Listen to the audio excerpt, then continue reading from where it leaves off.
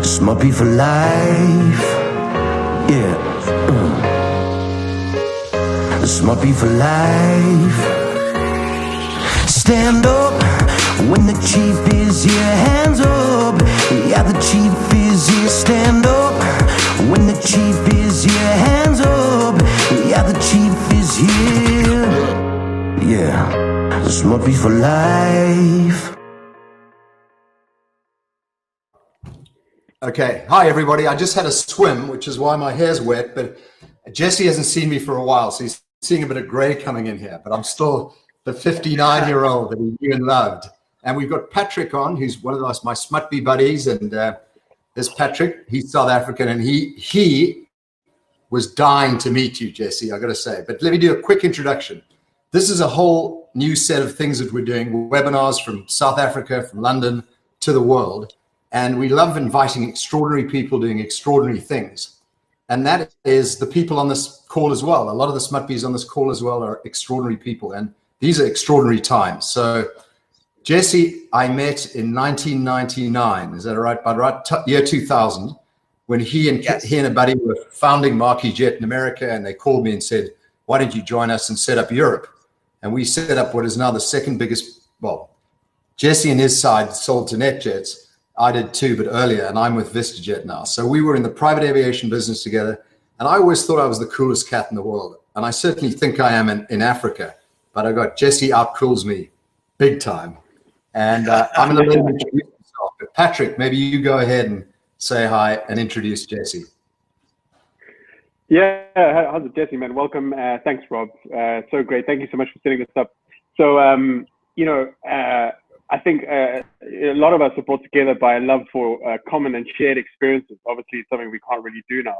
Jesse, I know this is something that is really important to you. And I want to tell you a funny story about how this all kind of came to life. I was on a river cruise in the Zambezi must have been about 4 years ago. And I met this guy called PK. Now, if you've ever met Swedes, you'll know that they're not the most outgoing kind of bunch of people, but he definitely is the opposite of that. Anyway, the PK has been going around the world for like 1,000 days to find like the best hotels for his app, right? And eventually ends up in Cape Town for 6 months because he loves it here. And he's like, oh, come over for New Year's. And I'm like, sweet. Now, just before I went on that Zambezi trip, I was back from Africa Burn, and I'd watched you interview an impact theory with Tom Billio. And it was like the next one on, I didn't know you then. And I was like, man, this guy's all about me. And I signed up for Build Your Life Resume, which is a really cool 8-week course. I'm sure you'll chat about it later. Anyway, cut a long story short, PK, the guy, the Swede I met on the Zambezi River, invites me to New Year's. I meet Rob. Rob, and I get on like a house of fire. He invites me to Smutby. He says to me, and then he starts this webinar series. And I get this email with this guy, and he's like, who do you think we should interview, And then there's an email with your name on it. And I was like, what are the fucking chances? It's so weird, and it's all around like chasing experiences. And so thanks to Rob, and thanks to PK, and thanks to you for, I'm super excited, and I know the audience will be too. And yeah, we look forward to hearing what you're all about. Jesse, you've done everything. You've done everything. Can you praise your amazing experiences in 2 minutes? Yeah. Well, first of all, thanks for having me. Can you guys hear me okay? You guys hear me okay? Yeah. I've had a very, very unorthodox journey as an entrepreneur. I started off as a rapper, believe it or not. I managed a lot of rap groups as well here in the States. Then had a lot of stuff that worked, that didn't work. I started a private jet company with my partner called Marquis Jet when I was 29 years old, with no aviation experience, no airplanes, and no money. We grew it to $5 billion in sales. We sold it. Then I had a coconut water company called Zico, Z-I-C-O. We sold it to Coca-Cola. I'm an endurance athlete. I ran several 100-mile runs. I'm an author of two best-selling books. One is Living with a SEAL. I lived with a Navy SEAL and wrote about it, and it did very well. And then I lived on a monastery with monks, 8 monks that had been there for 50 years, and I wrote a book called Living with the Monks. I'm a father of 4 kids under 10. I've had a lot of egg on my face along the way. My wife owns a company called Spanx here in the States, which is a real big company. and we're part owners of the basketball team here in Atlanta, the Atlanta Hawks, where we live. And now I have a coaching program. I'm a big believer in building your life resume more than your traditional resume. I've really invested a lot in experiences. It's a big part of my life. I love adventure. I love newness. I believe the more you experience, the more you have to offer. So I have a coaching program built around kind of best practices in business and adding adventure to your life and wellness. I'm pretty much a fruitarian, and that's really me in a minute or less. Jesse, how much do you weigh and how tall are you? This will upset me for a start. Well, I ran a race called the Last Man Standing, which is a crazy race, which we could talk about, 3 months ago at 187, but now I'm about 205. So I'm 51 years old. I'm 51. Rob, you're not the only one that turned gray in this quarantine. You're reverse aging, and I'm aging. Yeah. I sold my soul to the devil. That's why. I'm 6'1", about 200 pounds, 51 biologically, 33 mentally. And tell me, in living with a seal, can you give us? Sorry, Patrick, I've got to get in on this one because a lot of the guys on this show, South African went to the military, Swiss, English went to the military, but just tell them what you had to do in that time you spent. I mean, just give a summary and the worst thing you did. So I started running with the goal of running 2 miles. That was my goal, and I built it up to 100 miles. So I literally was able to 50x what my goal was, and nothing changed. These are the same legs that God gave me to run 2 miles, same body. I'm not very strong, but I really was able to learn a lot about programming your mind. And during this 100-mile run that I was doing, I saw a guy that weighed 285 pounds at mile 70, a black guy, broke every single bone in both of his feet because he weighed so much. He literally crushed every bone in both of his feet. And he had taxed his body at mile 70 so much that he was peeing blood down his leg. And I was like, we got to get this guy to a medic, get him to a hospital immediately. Instead, he took duct taped his feet, picked himself up, and ran another 30 miles to complete his goal of 100 miles. So I said, whatever makes a guy like this tick, whatever drive he has, if I could teach that to my kids, to my employees, to my family, all my buckets in my life would be better. So I Googled him, and I learned he was a Navy SEAL. This is 10 years ago. I cold called him, which is a big theme in my life. I track people down and become friends with them if I find them interesting, like Rob. I cold called him, and I flew out to meet him for a 15-minute lunch meeting, and I realized I could never get that secret sauce, that drive, in a 15-minute lunch meeting. So I just asked him if he would come live with me and my wife. 3 days later, he's at my breakfast table. So he lived with me for a month, and I wrote about our journey. And in a book called Living with a SEAL, I wrote the book 5 years later. I didn't have him come live with me to write a book. And what I realized is that the number one indicator of future success is grit. That's pretty well documented. So if we all raise grittier kids, there's a better chance that they'd be more successful. And I was trying to figure out, like, what's the formula to 50xing everything?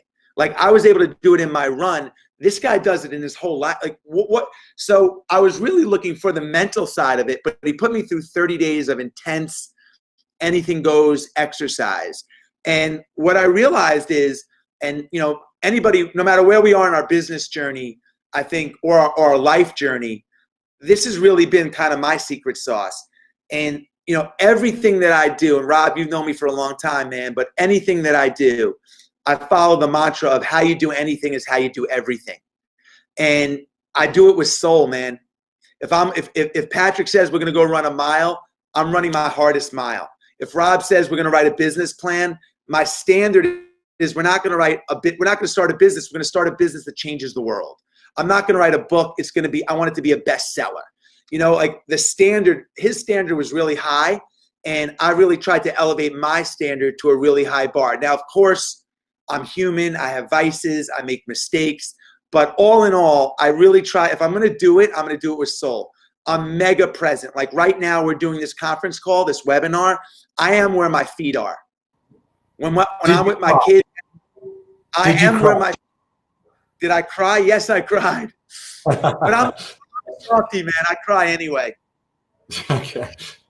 But I try to be really present. So, and it was a great experience. And what I found out was, you know, we're always told to surround ourselves with like-minded people.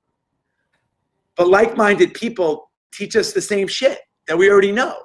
So I've really tried to gravitate to people that are interesting, unusual, think outside of the box, build businesses outside of the box. You don't have a box, do you? Well, if I could just, when we started Marquee Jet,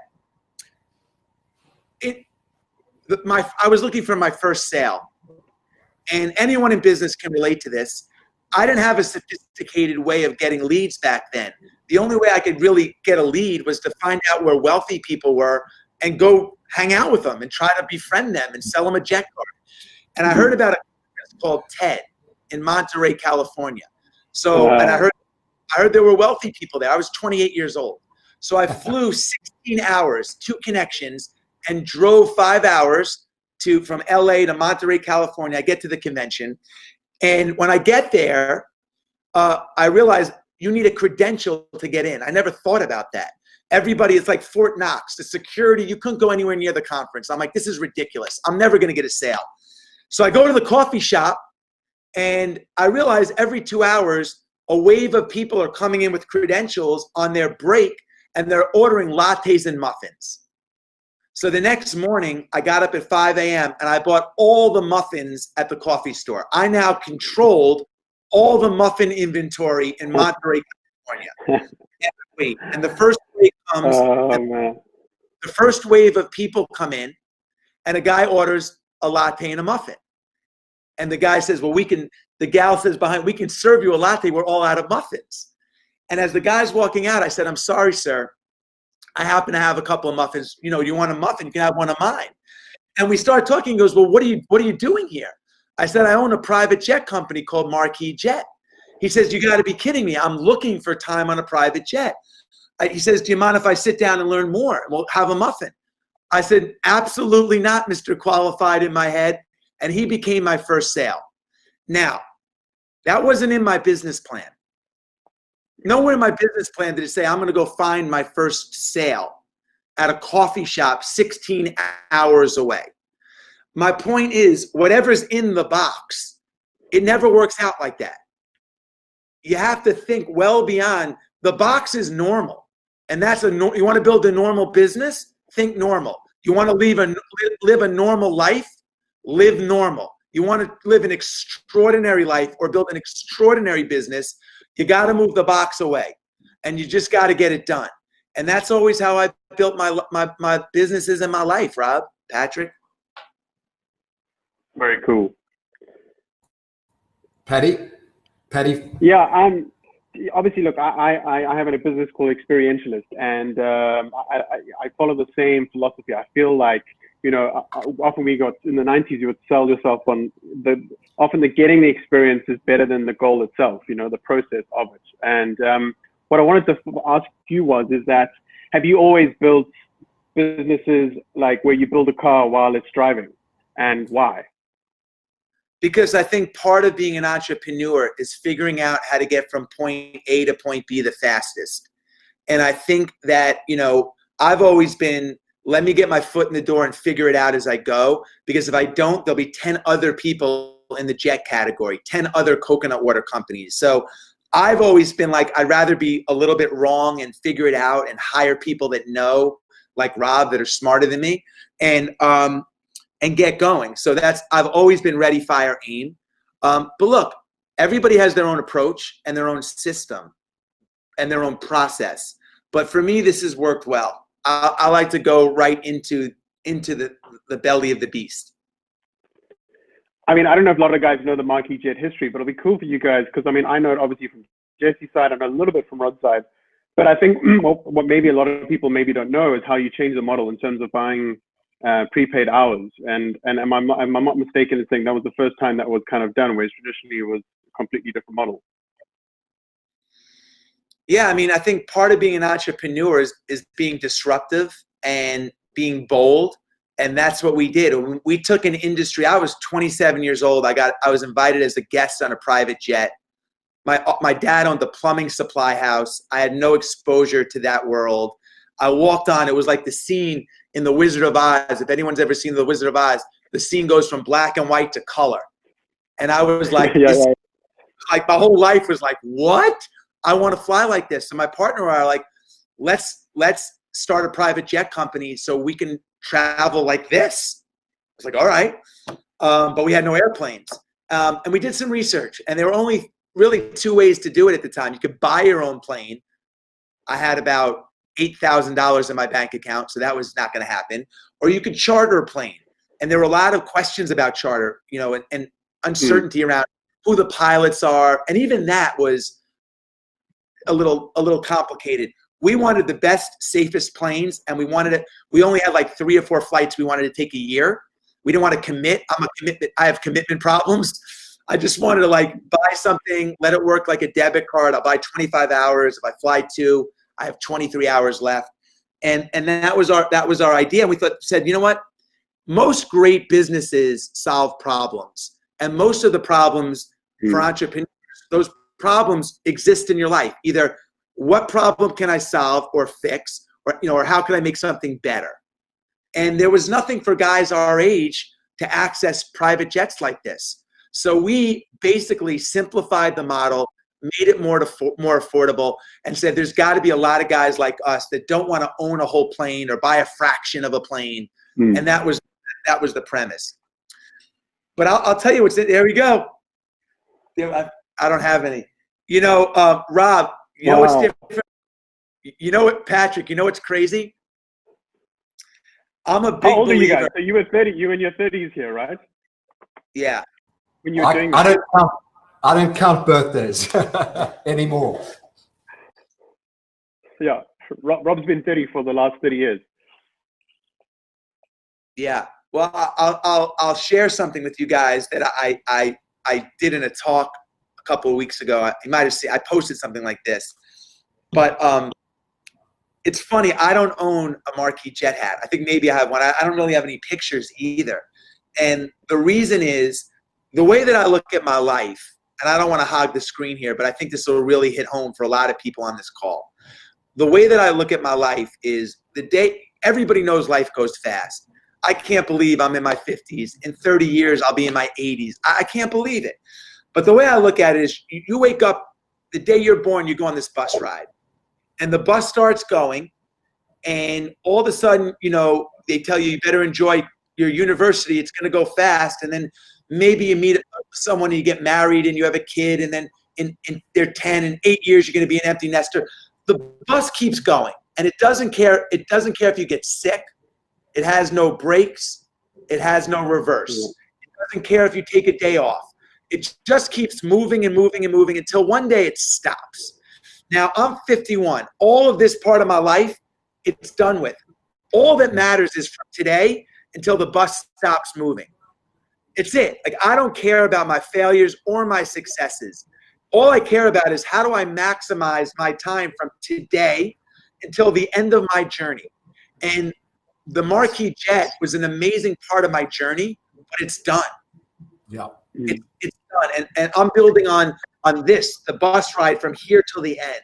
So I don't really I'm really living in maximizing that time. And it's been a really powerful shift in the way I think, because it allows me to, like, of course I celebrate Marquis Jet and the victories, and I still live them in my head. But my big focus is on, man, how do I maximize this very short window and all the amazing opportunities and things I want to do in that time? Jesse, you know, the funny thing is that's the only memory I have of Marquis Jet, that picture. And I had it hidden in my wine cellar. And I saw it 3 days ago, and I thought, I've got to pull that out for Jesse. That was Marquis Jet. And Jesse, an interesting how a question came up in the question box about dealing with failure. But I mean, you mentioned put failure behind you, put success behind you, like Rudyard Kipling says. But so I mean, you don't want to address failure, do we? Should we move on to the next one? There's an interesting one from Stefan Zingerle. What 3 books should we absolutely read? I mean, other than, yeah. Let me address failure, because I think I've reframed failure. Failure to me, I've kind of redefined it in my head as not trying. You know, the regrets that I have in my life aren't business mistakes, they're lessons. And I've lost people money too. I've had businesses with investors that haven't worked, and those that have. And it stings. But the bigger failure are the regrets of like things that I haven't done. I've always wanted to run this race called Badwater. And my wife is like, you don't want to do that? You know, how are you going to feel when you're 70? And I'm like, I'm not planning for 70. I'm like, I don't want to regret when I'm 70 that I didn't do it when I was healthy enough to do it. The way I look at failure is there's no one on this call is going to be alive in 100 years. That's a fact. There'll be a new wave of humans, crop of humans. Our life is, when's the last time you thought about Steve Jobs? This device has changed my life more than anything, and I never think about him. He's somewhat irrelevant to me. And look at the impact he had. So what are we scared of? What if I fail, I fail. Back to the books. The one I'm going to give you one book that's changed my life. That is a must read, and it's called Fit for Life: A New Beginning by Harvey Diamond. Fit for Life: A New Beginning by Harvey Diamond, and here's why. If you ask me for financial advice, I would say go speak to Warren Buffett. If you asked me to change your jump shot or play rugby, go talk to the best rugby player, or go talk to LeBron James or Muhammad Ali when he was about. But the reason why this book is so important is because it's written by a guy named Harvey Diamond, who to me is the Warren Buffett of wellness. And the reason why I think it's important is because no matter how much money everybody in this call makes, no matter how big your business gets, if you have a sore throat, every time you swallow, all you think about is your sore throat. You don't think about your businesses and your money. It all goes away like that when you're sick. And if you have health, you have hope. And if you have hope, you have everything. And this book to me is the blueprint for the healthiest lifestyle you could have. And I read it at 21. He wrote it a while back, didn't he? I read it. It's fruit till lunch. Yeah. Yeah. I read it at 21, and it was the best gift I ever had, Rob, because it gave me the gift of vibrancy and energy. So that would be my number one selection if I had to pick a book. Because without help, you have nothing. And I think he does the best job of simplifying it and summarizing it. So, Jesse, Patrick, you're going to speak now, but we've got a guest who I've never met yet called John McGrath. He's an Irishman who, for some reason, ended up in South Africa. And I don't know what he does. We're going to find out. But Patrick, you fire away while Lauren, can you fire up John McGrath? Jesse, on your, you speak a lot about wellness, and obviously those who don't know, Jesse only eats fruit till noon. Do you want to tell us about, was it that book that inspired that? And on your Build Your Life resume a couple of years back, you interviewed a guy, I forget his name, it might have been him, and he talked about guys coming back from, I think it was the Vietnamese War, and they went on purely on the special diet, and a lot of guys that were suffering from napalm and stuff. Would you talk a bit more about, I think you know what I'm talking about. Yeah, that was the author. In the book, he challenges the reader to invest 10 days and only eat fruit until 12 o'clock noon exclusively. And then on day 11, go back to your regular breakfast and see how you feel. Because one of his principles is to only eat fruit. And I could spend 5 hours on this, but I won't, obviously. So I did that. And then 30 years later, I've never gone back because I felt terrible. So I only eat fruit. But he was exposed to Agent Orange in Vietnam, the author, Harvey Diamond. And he passed away about 5 months ago.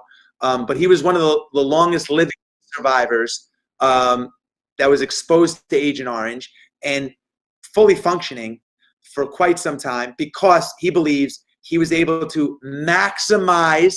See, when you eat, digestion takes more energy than anything else. You eat a big meal, you get tired. So if you could streamline your digestion and use less energy, you have more energy for everything else, to fight infection, for example.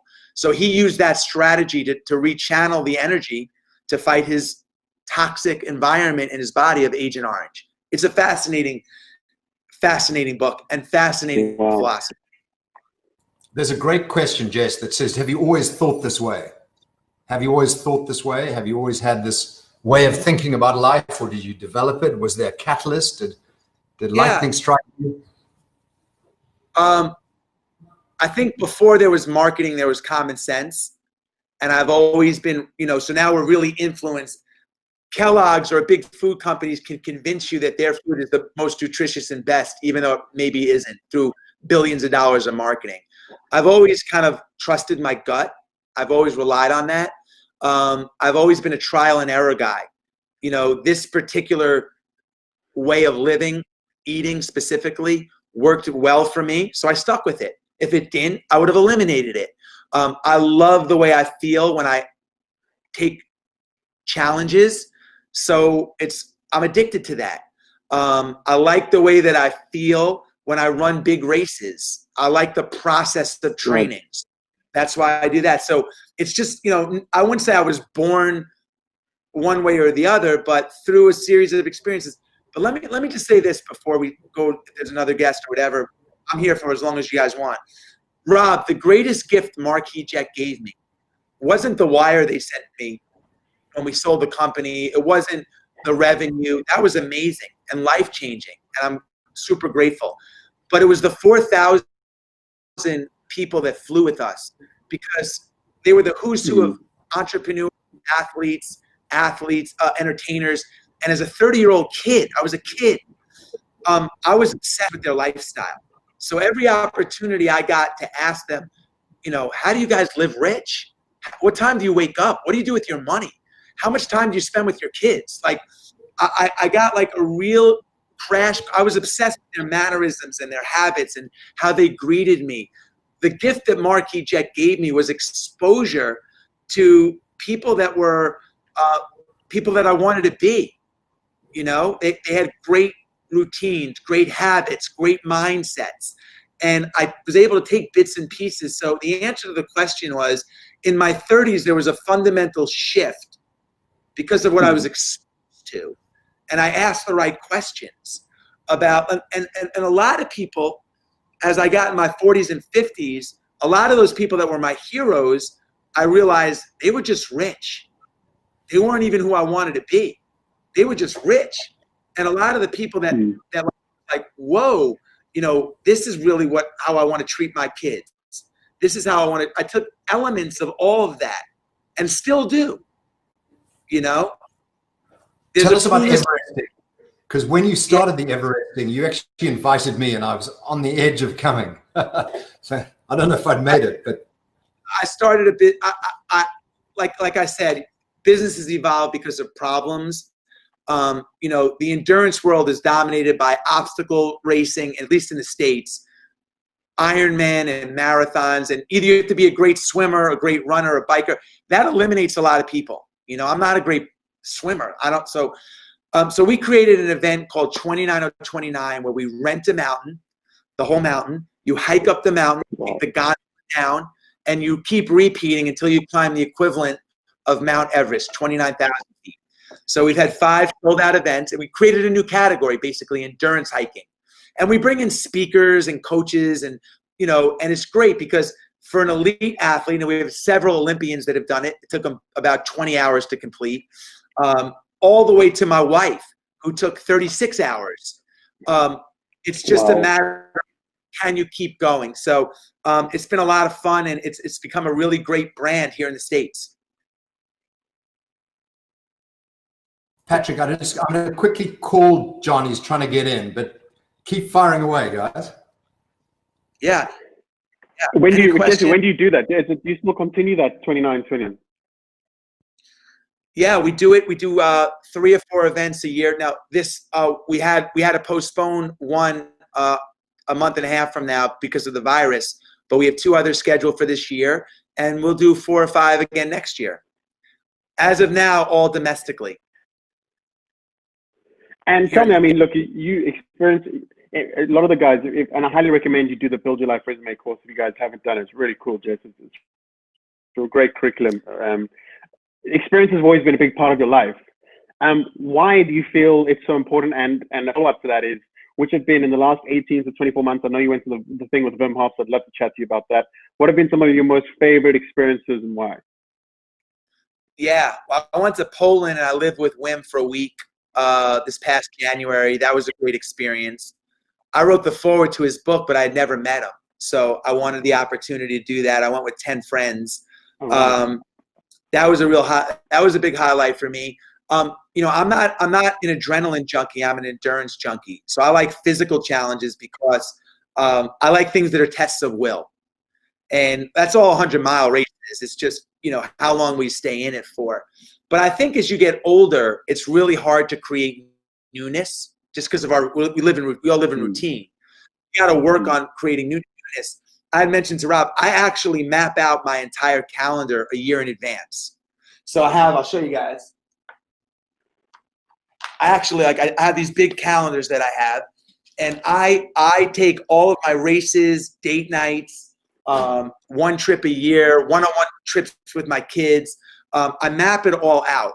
I have a thing, part of this Build Your Life Resume course that I have, which is a coaching program, is this thing called the Big Ass Calendar Club, where if you're in the club, you have to do one big event a year. We call it a misogi, which is an old Japanese ritual, where you do one thing really hard a year. You have to do 5 trips, weekend little adventures a year. You have to create 12 winning habits. You have to do 3 business emails a day. That's 1,000 over the year.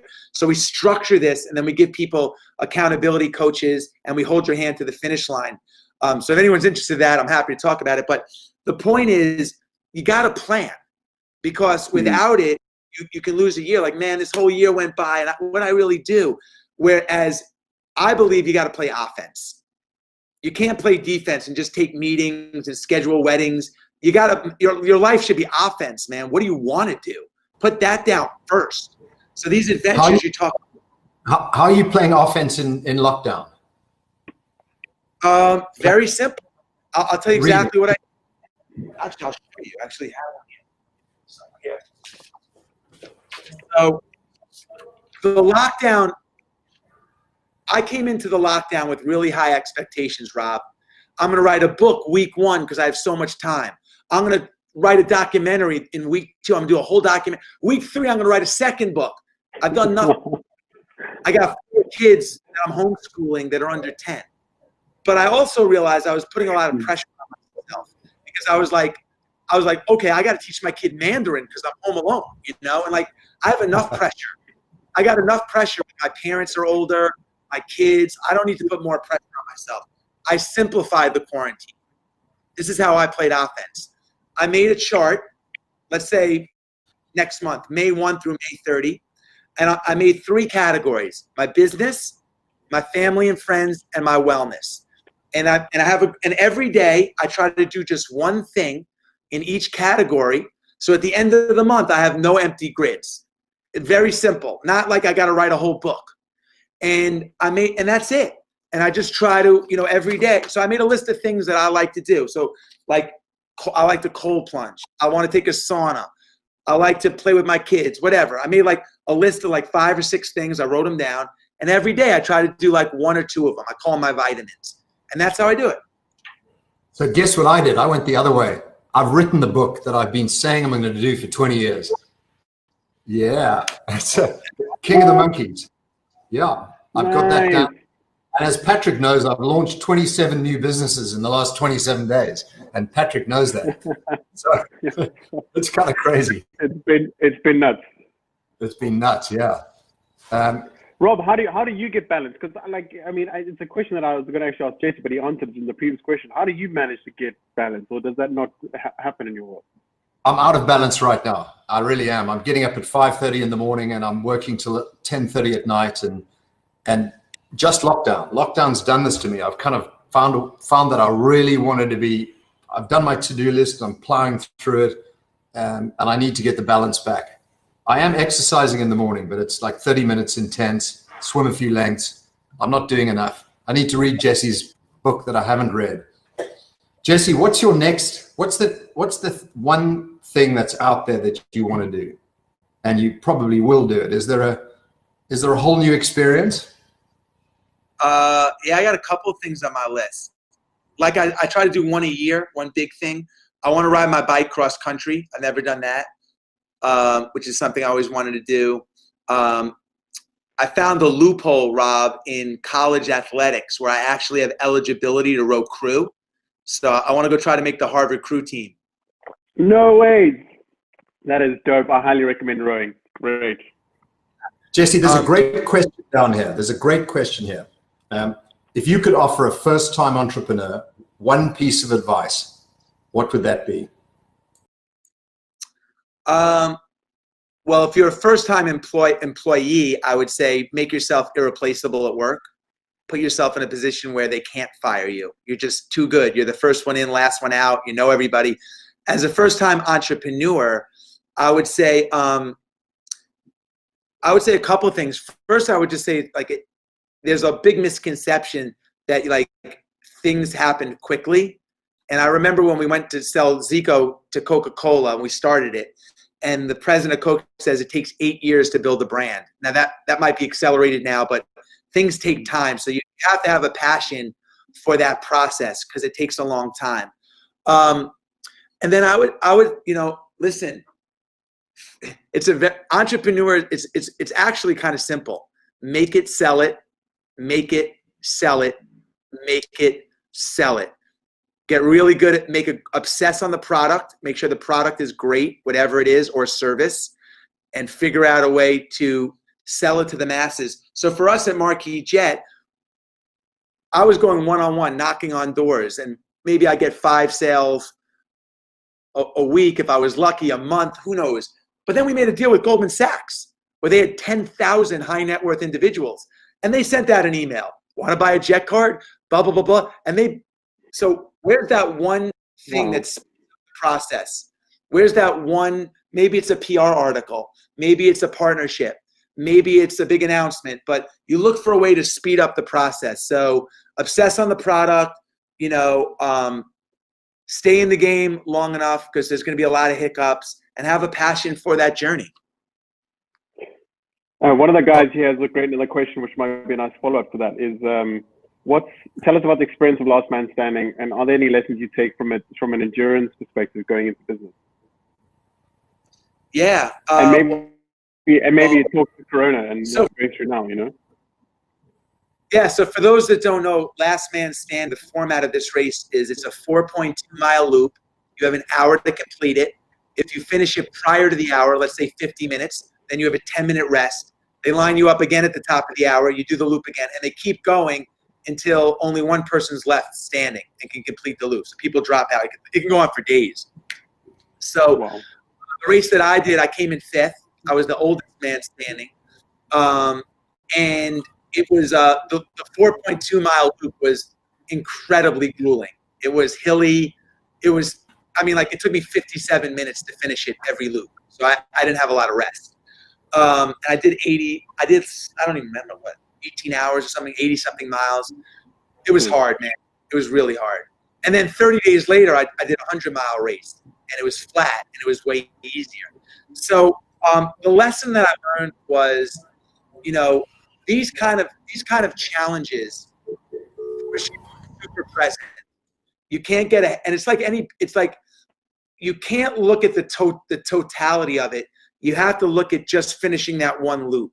It's like when we started Marquis Jet, Rob, if they would have said, well, you need Department of Transportation approval, FAA approval, then you got to raise money. I'd be like, I was a kiddie pool attendant 2 years ago. What are you talking about? I didn't know DOT meant. But if you break, okay, well, what's the first thing we need on this cockamamie list? Department of Transportation approval? How do we do that? Oh, we need a lawyer that can navigate this. Let's get the lawyer. Then we got that. Okay, what's the next thing? That's the way you tackle these kind of races. It's like, okay, I got to finish this loop. What do I need? I need my water. I need my fuel. I got to, and you just don't quit. It's just fucking that simple. It's honestly that simple. I had a great, I feel bad that I don't want to hog this conversation, but I guess I'm the guest, so I have the ability to talk a little bit longer. You're meant to. Man, go. Yeah, go for it. The when I was training for the Last Man Standing, this is fascinating. This is the single greatest lesson and piece of advice I've gotten in the last decade. And if anyone has to hang up, stay on for 3 minutes, because this is the best thing that's happened to me in the last decade. And if you would have asked me a couple of months ago, I'd be like, that's the dumbest shit. It's so hokey. But now it's like the number one theme in my life. I couldn't get past 38 miles in my training. I did 10 runs of 38 miles. And every time I got to 38 miles, I was like, I'm done. And it became a mental block. I couldn't get, so I heard about this guy named Chad Wright. Chad is a Navy SEAL, former Navy SEAL, beard down to here, Southern guy. And I heard that he took a guy that only ran 5 miles and met him at a starting line of a 100-mile race and took him all the way to the finish line just by having him repeat, "I will not quit." And I was like, that's ridiculous. Wow. It's impossible. So I tracked him down. I called Chad up. I told him my problem. He said, I'll come out in 2 days, and I'm going to come and I'll cure your thing in 1 day. So he comes to my house in Connecticut, and he's there for 2 days. The first day, he doesn't say one word to me. He's playing with his beard, and it's intimidating. He's crazy. I mean, he's nuts. I love him, but he's crazy. And I'm like, this is ridiculous. What a waste of time. This guy flew out here. When's he going to teach me to change my stride and, what to eat and all this other stuff? And he says to me, this is the only thing he says, tomorrow at dinner, he goes to me, tomorrow we start at 5 a.m. 4:45, we're going to meet and we're going to go over the mission. 4:45, we meet in the kitchen, and he goes, Jesse, today we're only going to do 3 things. And if you do them, man, you're going to shatter your 38 miles. He goes, number 1, we're never going to give our pain a voice. No matter how bad we feel, if I ask you how you feel, you're going to tell me I feel outstanding. Because once you speak your pain, or I can't do it, I'm not good enough, I don't know what it takes, I'm not an entrepreneur. Once you speak it, you give it power. We're never going to say anything negative. I feel outstanding. Number 2, we're not going to die in the chair. What does that mean? He goes, no matter what, we're going to pick ourselves up in between these loops. We're going to start running. We're going to start the process. And if we fail on the course. We don't fail in the chair. We're going to keep going no matter what. And he said, number 3, there's only 2 possible outcomes. 1, we achieve victory in whatever we do. Or 2, man, we tried so fucking hard that we can look ourselves in the mirror and say, we did everything we could. That day I did 57 miles. My friend, Mark, who was an NFL football player, most he ever ran was 20-something miles, did 50. So now, when my son is highly dyslexic. When his teacher calls me up the other day and says, your son's really struggling today, but no. You're telling me my son is working really hard, but it hasn't grasped it yet? Is that what you're saying? Like, I repurpose and rephrase everything. If I yawn, I look at my wife and say, I'm not tired. There is no I can't in our house. There's no I can't anymore, which just means I won't. The power of the spoken word is so, I am literally willing myself, talking myself. I just launched that calendar club I told you guys about. It's like $800 for the year. I'm willing myself into a multi-million-dollar business. I'm talking it into existence. I'm telling my team, everyone in the world needs this. You wouldn't pay $800 to change your entire year and have the best year of your life? Like, we're talking like it's happened. I used to say, Patrick, I used to walk in, man, when I slept on 18 different couches when I started out in business. 18 friends put me up, couch to couch to couch. And I used to walk into this office that my friend gave me, and I would say to him, we're millionaires, man. They just haven't paid us yet. It's the power of the spoken word.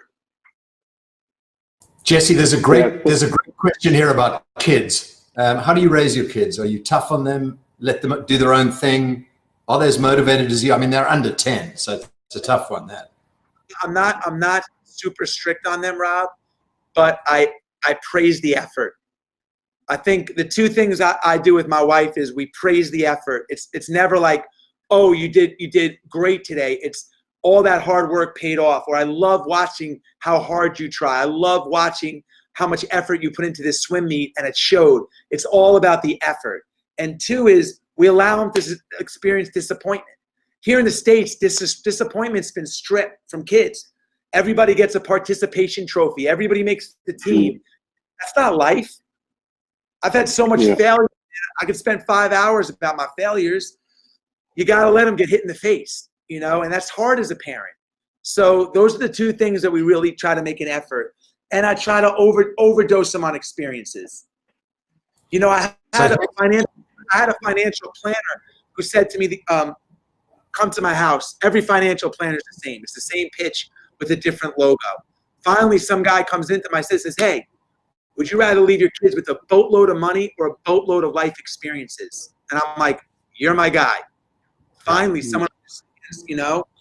Jess, look down here at the chat box at the bottom. There's from Troy Aldridge. Now, Troy is taller than you and me, better looking than you and me, and I think he played reserve quarterback for the Miami Dolphins. He lives in Europe. So Troy says, what did he say here?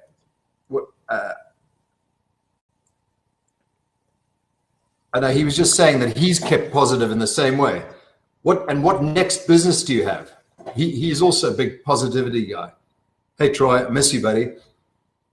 Yeah.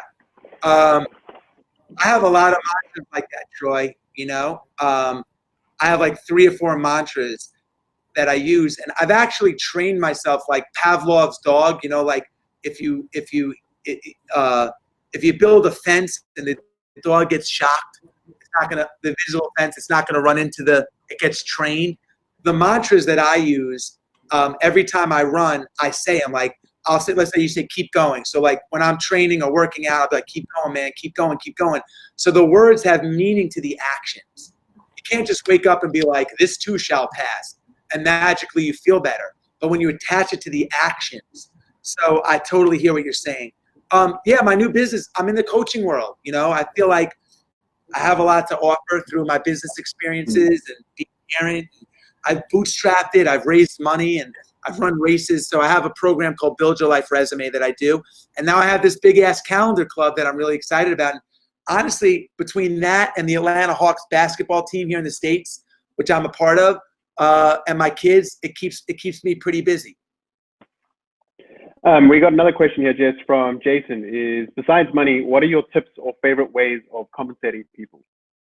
People want to feel heard. You know, I don't usually use money as a tool. I'm not wired for money anyway. I like money. I like what it allows you to do, but I'm not, my relationship with money is very different. I try to let I compensating them by letting them have a voice and communicating, letting them feel heard. And, you know, like I said about the box earlier on, I probably break all the rules of HR.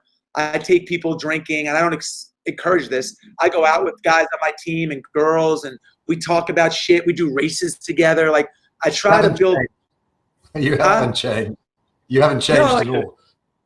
I try to keep it like fun and compensate them through. I include people, and I let them know what I'm thinking. I let them have a voice, and that's what people want more than anything.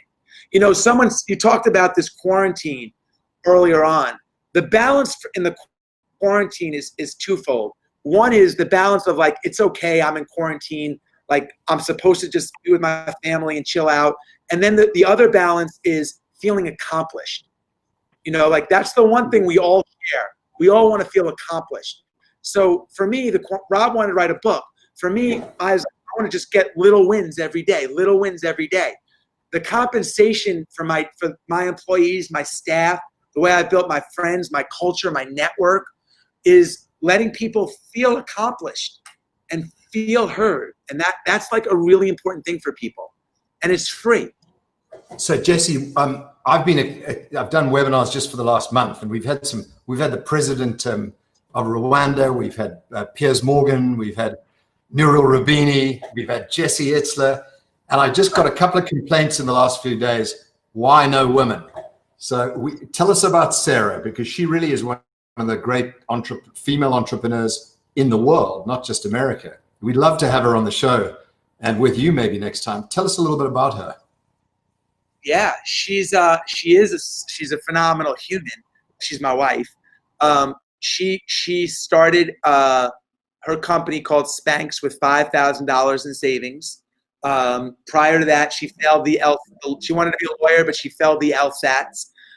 She was selling fax machines door to door when she worked on this idea. She makes undergarments like shapewear, like leggings and stuff like that, and women's bras. And it's a company built basically primarily for products for women that they wear under their clothing to make them feel and look better, etc. And she started this with $5,000 while selling fax machines. She worked on this at night when she came home from her fax machine door-to-door job, and she launched it with $5,000. And she's built it into a Forbes list company. She owns 100% of it. No, never money, no debt, no partners, never advertised. 15 years. She built it on the product and storytelling, and she's an unbelievable entrepreneur, and she's incredibly philanthropic. She just donated $5 million to entrepreneurs, small business owners, women small business owners here in the country. She's got donated tens of millions of dollars on top of that, and she still owns the 100% of her business. Do you know, I didn't know. Jesse, we're going to have to wrap up relatively soon, but please come and visit us in South Africa. Come on, there's some fantastic adventures here, crazy people. We're on the edge of the planet. You've never been here. We'd love you to come. Please come via London. A lot of our smutbies are there. We miss you. Come on down. Jesse, is there anything you want to say, or any crazy thought or loving thought you want to leave in our minds? When you just mentioned all the other guests, I'm an unbelievable company. I feel honored to share the time with you, Rob. I want to thank you. You've always been a great friend to me. You've always looked out that you're great. And I'm sure not just me, but to everybody, you're a great connector and facilitator. And you're a madman. And I said that all these different people gave me things at Marquis Jet. You gave me a wave of coolness. So you always had a James Bond way about you. So I'm glad we've stayed connected through this time. And I remember a couple of things from Marquis. I remember a couple of incidences you and I had, and they always make me smile. Me too. I don't need to know what's going on, man. Your name comes up. My immediate reaction is I'm in, and I love that guy. And that's how I want to be remembered. Yeah. Give me a hug. We love you, and thank you, Jesse. I'll give you a hug. Cheers, buddy. See you soon. And very cool. Ciao, man. Ciao, Jesse. Thanks, guys. Appreciate it, man. Good to meet you.